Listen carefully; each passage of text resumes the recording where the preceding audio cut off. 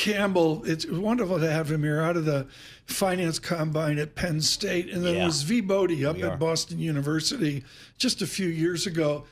He's got some real rigor to his bond work, his fixed income work at DoubleLine. Bill, let's just begin with, are you clipping a coupon, or is it a year of total return for you in DoubleLine? Tom, that's a great question. I think one of the most notable items is how contained the volatility across bonds has been for the past year at least, even a little bit longer. And normally in times of low volatility, it is a coupon clip. And what we're seeing is tight spreads, pretty much everywhere you look in all of the traditional sectors. So that is making us think we've sharpened our pencils. And one of the areas that we've been discussing with investors we really liked last year and we're getting more excited this year about is going outside of the United States, not just thinking about developed markets, but more in emerging markets, local fixed income, and emerging market currencies. We think that sector has been underallocated for over the past decade. Yeah, I was going to say, 10 years at least. Yeah, and if you're looking for value and you're looking for differentiated sources of return, this space I think is a very fertile hunting ground for both of those. One, we have very high yields still in emerging market local fixed income, but also thinking from the macroeconomic landscape, there are lots of different ways that you can have total return this year from that space. One, we have high real yields, as we discussed. Two, we have a fairly high election calendar. So if you have a couple of positive election outcomes, those tend to be beneficial both to the currency and the local interest rate markets. And three, probably most importantly, you can play commodities through emerging market countries.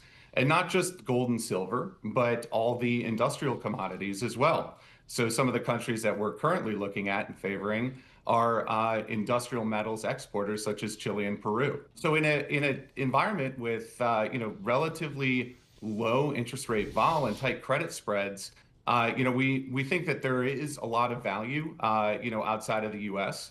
And also, given all of the policy changes that are happening, not only in the U.S. but across the globe, we're seeing a move towards more nationalism. We're seeing an increased need for government spending across developed markets to support the social needs and the defense needs. I think that there's going to be pressure both on the dollar, but on developed markets as well. Tom, I think Bill talks to a guy we know, Damian Sassower. Their calls sound very similar here. Local market, emerging market debt. I got a feeling that Bill Campbell and Damian Sassower. To be the inside here, folks, for those of you where you're like, what is he talking about? It's a conversation from 15 years ago when it was all the rage. So, Bill, talk to us about the U.S. dollar here, because, I mean, a lot of folks are talking about continued pressure downward on the dollar, and that would bode well for your call, it seems like. Yeah, of course. I think if we look over the past 20 years, what we've seen is, a large flow of foreign capital, from the rest of the globe into U.S. markets.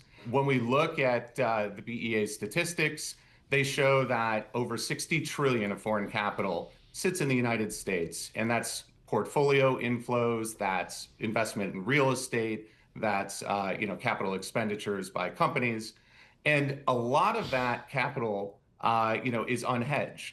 So for let's call it at least the past 10 years. Strong S&P returns and a negative correlation between stocks and bonds has made it, the destination for the globe for investment. Recently, what we saw post-Liberation Day is some of the correlations that had existed between stocks and bonds broke down. We're also seeing questions about the U.S. Being the underwriter of global security. The U.S.'s commitment to participating in globalization and underwriting global trade. And we think it's highly possible that, that foreign capital, first could be hedged, which would put downward pressure on the dollar. But secondly, you could see allocation now, instead of just being to the U.S. for new money, to the rest of the globe. Yeah, it's off your remit. But before you go, I got to ask you this, Bill. I just think it's so important. Oracle's out. there's all this uproar about software, AI, this. And again, it's all full faith and credit. I get that.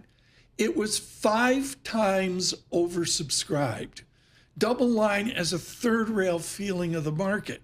Is the market healthy now where there's a demand across all types of securities for new issues?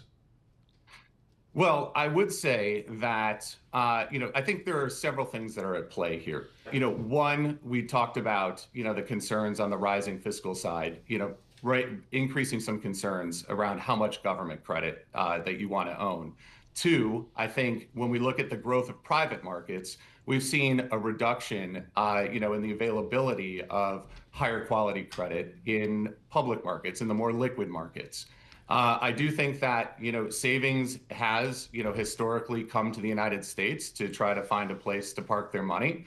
But I think investors would be wise to start thinking a little bit more globally, as, we're going to need to find new pockets of diversification and total return. But I think Oracle is kind of a symptom of those larger structural trends that are happening in the market. Bill, thank you so much. Bill Campbell with us with DoubleLine.